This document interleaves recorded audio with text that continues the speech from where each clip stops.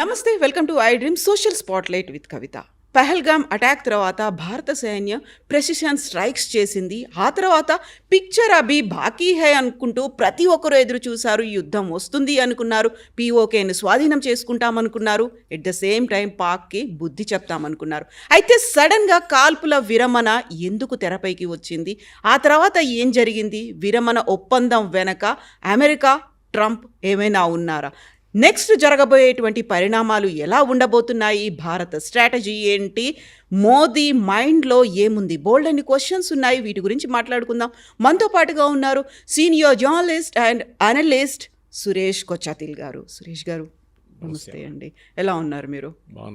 So after this ఒక conflict అనేది develop అయింది, బోల్డ్ అంత యుద్ధం జరుగుతుంది అనేటువంటి ఒక అట్మాస్ఫియర్ వచ్చింది. పిక్చర్ అభి బాకీ హై అనేది Manoj Naravane ex army chief tweet చేసిన తర్వాత ఏదో జరుగుతోంది అనేటువంటి అంచనాలు, ఊహలు అండ్ కీబోర్డ్లోనే యుద్ధం చేసేవాళ్ళు చాలామంది పెరిగారు కదా. సడన్గా అందరికీ ఒక పాజ్ అంటారా, ఫుల్ స్టాప్ అంటారా, కామా, బ్రేక్, ఏం జరిగింది అక్కడ? ఒక యుద్ధం అంటే ఎండ్ దాకా నడవదండి, నడుస్తూనే పోతుంది. మనం యూక్రెయిన్ రష్యా వార్ చూస్తున్నాం. అక్కడ తప్పేం జరిగిందంటే ఒక ఎండ్ గేమ్ లేదు. అంటే మేము ఇంత టెరిటరీ ఆక్యుపై చేసుకున్న తర్వాత మేము ఆపేస్తామని రష్యా చెప్పట్లేదు. యూక్రెయిన్ ఏమో మేము అందరి దగ్గర ఆయుధాలు తీసుకొని మిమ్మల్ని రష్యాని కొడతాం, మేము కూడా ఆపేస్తాం ఇక్కడని చెప్పట్లేదు. ఇక్కడ ఆల్మోస్ట్ 1,50,000 మంది చనిపోయారు సోల్జర్స్, అక్కడ కూడా 1,50,000 మంది చనిపోయారు. ఎంటైర్ జనరేషన్ పోయింది రష్యాలో కానీ యూక్రెయిన్లో కానీ. ఒక్కొక్క ఫ్యామిలీ నుంచి 2-3 యంగ్స్టర్స్ చనిపోయారు ఈ వార్లో సోల్జర్స్గా. మీరు ఒక ఎండ్లెస్ వార్ పెట్టుకుంటే ఇట్లనే నడుస్తుంది. మీరు ఈవెన్ వరల్డ్ వార్ చూడండి, దానికి ఒక ఎండింగ్ ఉండే. వరల్డ్ వార్ 1 కానీ వరల్డ్ వార్ 2 కానీ ఏ యుద్ధమైనా దానికి ఒక ఎండ్ పాయింట్ ఉంటుంది. ఫస్ట్ ఆఫ్ ఆల్ ఒక ఆబ్జెక్టివ్ ఉంటుంది, దేనికి యుద్ధానికి వెళ్తున్నాం. In this case it was not a war, it was a limited action. మనం ఏం చెప్పామంటే మా పహల్గామ్లో చేసిన టెర్రరిస్ట్ అటాక్ చేసిన వాళ్ళ మీద మేము దాడి చేస్తాం. So it can be any camps in either POK or Pakistan. Limited objective ఉండే మన దగ్గర. సో మనం we attacked those camps, destroyed them totally. Pakistan ఏం చేయాలి అప్పుడు? మన దగ్గర ఉన్న టెర్రరిస్ట్ క్యాంప్ మీద అటాక్ చేయాలి, కానీ మన దగ్గర టెర్రరిస్ట్ క్యాంప్స్ లేవు కదా. సో వాళ్ళు ఏం చేశారు, మన మీద ఉన్న సివిలియన్ ఏరియాస్ కానివ్వండి, మిలిటరీ బేసెస్ మీద దాడి చేయడం మొదలుపెట్టారు. డ్రోన్లు వాడారు, మిసైల్ వాడారు, అన్నీ వాడారు. అండ్ అమేజింగ్లీ వెల్ మన డిఫెన్స్ మెకానిజం చాలా బాగా పనిచేసింది. మీరు చూసుంటారు, ఫస్ట్ టైం మనం బ్యాటిల్ టెస్ట్ చేసాం చాలా ప్రోడక్ట్స్ని.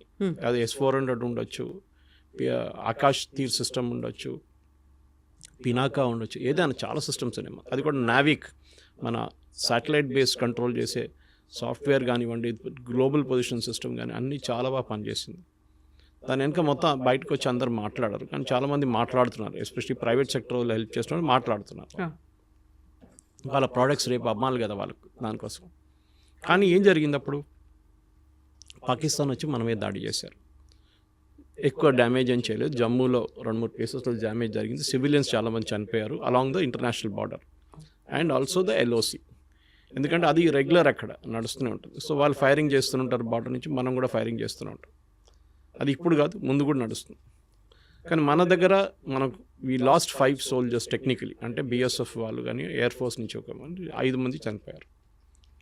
ఆబ్జెక్టివ్ అచీవ్ అయిపోయిందా? కాదు. పాకిస్తాన్ మీద దాడి చేశారు కదా, మనం ఊరుకుంటే వాళ్ళేమనుకుంటారు మనం ఏం చేయట్లేదని చెప్పి. So what we did was, our 8th రోజు morning, that is we attack the Pakistani bases. ఈసారి టెర్రరిస్ట్ క్యాంప్స్ కాదు, we hit the Pakistani air force bases స్ట్రాటజిక్గా. సర్గోడా ఉండొచ్చు, జకోబాబాద్ ఉండొచ్చు, మిగతా చాలా చోట్ల మనం అటాక్ చేసాం, 7 to 8 ప్లేసెస్. దాంట్లో చాలా డ్యామేజ్ జరిగింది పాకిస్తాన్కి, పెద్ద డ్యామేజ్ జరిగింది. అది ఎందుకంటే బేసిక్లీ వాళ్ళు అనుకోలేదు మనం ఇట్లా హిట్ చేస్తామని. ఫస్ట్ ఆఫ్ ఆల్ మనం ఏం చేసామంటే టెక్నికలీ వాళ్ళ రాడర్స్ని జామ్ చేసి పడేసాం మనం. వాళ్ళు చైనీస్ రాడర్ వాడతారు, దాన్ని మొత్తం జామ్ చేసి పడేసాం మనం. జామ్ చేసినప్పుడు ఏమైందంటే ఈ జామింగ్తోని మన ఎయిర్క్రాఫ్ట్ ఈజీగా ఎంటర్ చేయగలిగింది. అంటే we never cross the border by the way. ICU మన సుఖాయిస్ కానివ్వండి, మన రఫేల్ కానీ, we never cross the border. Border దగ్గర ఉండి ఫైర్ చేసాం. మన దగ్గర ఉన్న మిసైల్స్, అది ఏదైనా స్కాల్ప్ ఉండొచ్చు, అది హార్పూన్ ఉండొచ్చు, లేకుంటే చాలా మిసైల్స్ ఉన్నాయి మన దగ్గర. ఇజ్రాయలీ ప్లస్ కన్వెన్షన్ మనం తయారు చేసిన దాన్ని కూడా ఉంటుంది. It cause substantial damage. Pakistan భయపడ్డారు. నెక్స్ట్ వాళ్ళకి తెలుసు మనం ఏం హిట్ చేస్తాం. ఇక్కడ దగ్గర మన దగ్గర చాలామంది ప్రేక్షకులు, స్పెషల్లీ మీరు చెప్పిన కీబోర్డ్ వారియర్స్కి తెలియదు పాకిస్తాన్ న్యూక్లియర్ అసెట్స్ని కొట్టాలి మనం అన్నారు. అవును. అర్థం చేసుకుంటున్నారు, పాకిస్తాన్ ఒక్క న్యూక్లియర్ అసెట్ కొట్టేస్తే మన ఎంటైర్ రాజస్థాన్ ఖాళీ చేయాల్సి వస్తుంది రేపు. Because that entire radiation Rajasthan వైపు వస్తుంది, గుజరాత్ వైపు వస్తుంది, పంజాబ్ వైపు వెళ్తుంది. బోర్డర్స్ అన్ని ఎఫెక్ట్ అవుతాయి. కంప్లీట్ బార్డర్ ఏంటి, even entire half of Rajasthan మీరు నెక్స్ట్ 5000 yearsకి వాడలేరు. అంత దరిద్రంగా ఉంటుంది. ఆ పొజిషన్కి వస్తే చెర్నోబిల్లో చూసాం మనం ఏం జరిగిందని. Something similar to Chernobyl would happen here. That was a nuclear plant, it's a nuclear attack. మనకి పాకిస్తాన్కి ఒక ఒప్పందం ఉంది, అది కూడా ప్రేక్షకులు చాలామంది తెలియదు. That we have signatory every January 1st of every year మనం ఒక లిస్ట్ ఎక్స్చేంజ్ చేసుకుంటాం. మా దగ్గర ఉన్న న్యూక్లియర్ అసెట్స్ ఈ ప్లేసెస్లో ఉన్నాయి, మీరు దీని మీద దాడి చేయకూడదు. పాకిస్తాన్ ఒక లిస్ట్ ఇస్తారు, మనం వాళ్ళకు ఒక లిస్ట్ ఇస్తాం. ఫర్ ఎగ్జాంపుల్ మన దగ్గర అపార్ట్ ఫ్రమ్ మిసైల్స్ మన దగ్గర చర్లపల్లిలో న్యూక్లియర్ ఫ్యూయల్ కాంప్లెక్స్ ఉంది. భారతదేశంలో ఉన్న అన్ని న్యూక్లియర్ పవర్ ప్లాంట్స్కి ఫ్యూయల్ సప్లై చేసి అక్కడి నుంచి, అంటే వాళ్ళు రాడ్స్ తయారు చేసి పంపిస్తారు, యురేనియం తెప్పించుకుంటారు బయట నుంచి, దాన్ని ప్రాసెస్ చేసి పంపిస్తారు. వాళ్ళు కూడా ఆర్మీ కానివ్వండి, ఎయిర్ఫోర్స్, నేవీ కోసం ఎక్విప్మెంట్ తయారు చేస్తారు. సో మీరు ఆ లిస్ట్ ఇచ్చినప్పుడు మీరు దాని మీద దాడి చేస్తారా? చేయరు కదా, చేయకూడదు. That is the agreement you have. ఏ దేశం అయినా కానీ న్యూక్లియర్ అసెట్స్ మీద ఎప్పుడు దాడి చేయరు. వారికి దాని ప్రభావం వాళ్ళకి తెలుసు ఏమవుతుందని. హిరోషిమా నాగసాకిలో చూసిన తర్వాత next after that nobody has used nuclear weapon, ఎక్కడ వాడలేదు. న్యూక్లియర్ వెపన్ ఒక డెటరెంట్. నా చేతిలో ఒక డండా ఉంది, కొడతాను నేను ఇక్కడ వస్తాయని చెప్పేసి బెదిరించడంలో ఉంటుంది. బియాండ్ దట్ వాళ్ళు ఏం చేయరు. కన్వెన్షనల్ వెపన్స్ వాడుకుంటారు. కానీ పాకిస్తాన్ ప్రాబ్లం ఏంటంటే పిచ్చోన్ చేతిలో రాయిలాగా అయిపోయింది న్యూక్లియర్ మిసైల్. ఎక్కడ వాడుకుంటారు, ఎందుకంటే న్యూక్లియర్ బటన్ అనేది ఒక కమాండ్ బటన్ ఉంటుంది. న్యూక్లియర్ మిసైల్ ఫైర్ చేయాలంటే ఏదో ఒక ప్రెస్ చేయడం కాదు, it goes right from political leadership నుంచి. భారతదేశంలో ప్రైమ్ మినిస్టర్ దగ్గర ఉంటుంది.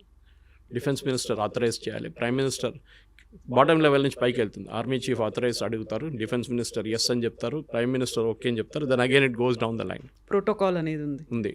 పాకిస్తాన్లో లేదు. పాకిస్తాన్లో ద సివిలియన్ ప్రైమ్ మినిస్టర్కి ఎప్పుడు అథారిటీ లేదు. ఇప్పుడు కాదు, ఎప్పటి నుంచో అయూబ్ ఖాన్ టైం నుంచి పర్వేజ్ ముషర్రఫ్ దాకా ఎవరికి అథారిటీ లేదు. ఇప్పుడు అసిమ్ మునీర్. ఇప్పుడు చూడండి, మీరు ఆ రోజు మన మార్కో రూబియో మాట్లాడినప్పుడు he spoke to Asim Munir and then he spoke to Shahbaz Sharif. అదే టైంలో వెన్ ఈ కాల్డ్ భారతదేశం ఫోన్ చేసినప్పుడు మోదీ గారితో మాట్లాడారు, మన ఆర్మీ చీఫ్తో మాట్లాడలేదు, ద్వివేది గారితో. That's a difference. ఎందుకంటే భారతదేశంలో పొలిటికల్ లీడర్షిప్ దగ్గర కంట్రోల్ ఉంది కంప్లీట్గా, పాకిస్తాన్లో లేదు. పాకిస్తాన్లో గెలిచిన పొలిటికల్ పార్టీ లీడర్ జైల్లో ఉన్నారు, ఇమ్రాన్ ఖాన్. ఓడిపోయిన పొలిటికల్ లీడర్ ప్రైమ్ మినిస్టర్గా కూర్చున్నారు. అది పాకిస్తాన్ డెమోక్రసీ అన్నమాట. సో మీరు అడిగిన ప్రశ్నకి ఈ సీజ్ ఫైర్ అనేది, దీనికన్నా ముందు కూడా సీజ్ ఫైర్ ఉంది మనకి. 2021లో ఒక బ్రేక్ అయింది, కానీ దాని తర్వాత సీజ్ ఫైర్ ఉంది మనకు రెగ్యులర్గా. ఈ కేసులో కూడా we never use the word cease fire. వాళ్ళ డీజీఎంఓ కాల్ చేసి, director general military operations call చేసి 3 గంటలకు అట్లా కాల్ చేసి ఆ రోజు we let us stop the firing.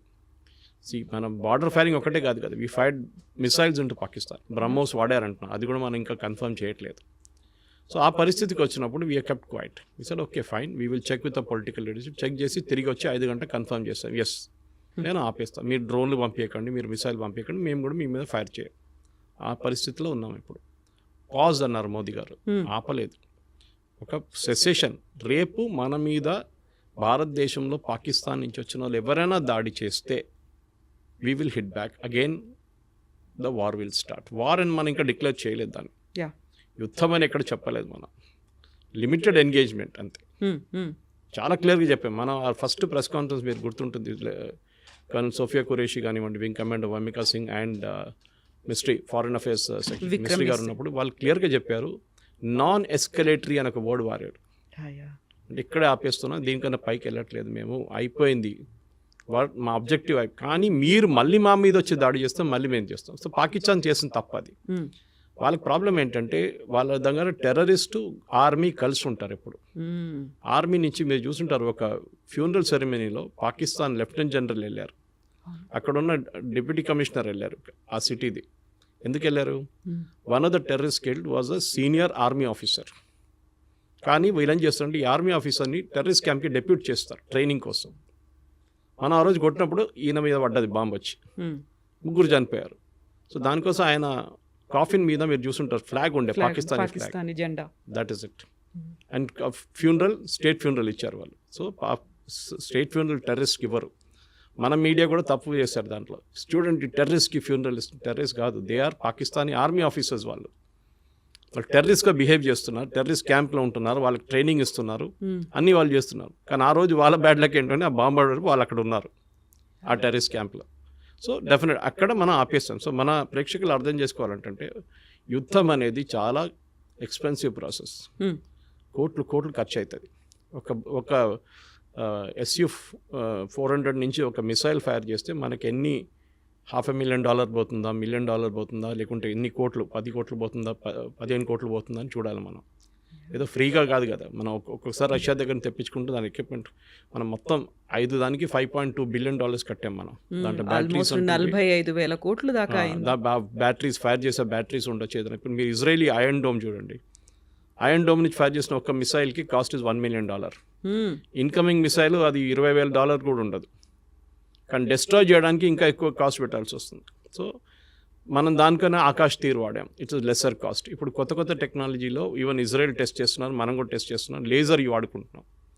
అంటే మీకు ఫిజికల్గా ఏం ఫైర్ చేయట్లేదు, లేజర్తో డిస్ట్రాయ్ చేస్తున్నారు దాన్ని, ఇన్కమింగ్ మిసైల్ని. సో కాల్పు విరమణ అనేది ఇట్స్ అ ప్రాసెస్. మోదీ గారు చెప్పిన దాని ప్రకారం ఇక్కడైనా ఇప్పటి నుంచి మన మీద దాడి చేస్తే, పాకిస్తాన్ నుంచి వచ్చిన తీవ్రవాదులు మన దగ్గర వచ్చి కాశ్మీర్ కానివ్వండి మిగతా ఎక్కడైనా వచ్చి దాడి చేస్తే we will start again. So ఒక భయం, దీనికన్నా ముందు ఈ భయం లేకుండే పాకిస్తాన్కి. ఇప్పుడు వాళ్ళు చేస్తారా, చేయరు. ఎందుకంటే వాళ్ళు తెలుసు మన కాల్పు విరమణ చేసింది ఈ కండిషన్ మీద. ఇది వైలేట్ చేస్తే మళ్ళీ మేము స్టార్ట్ చేసేస్తాం, మళ్ళీ మమ్మల్ని తప్పు పట్టకండి. This is what it is.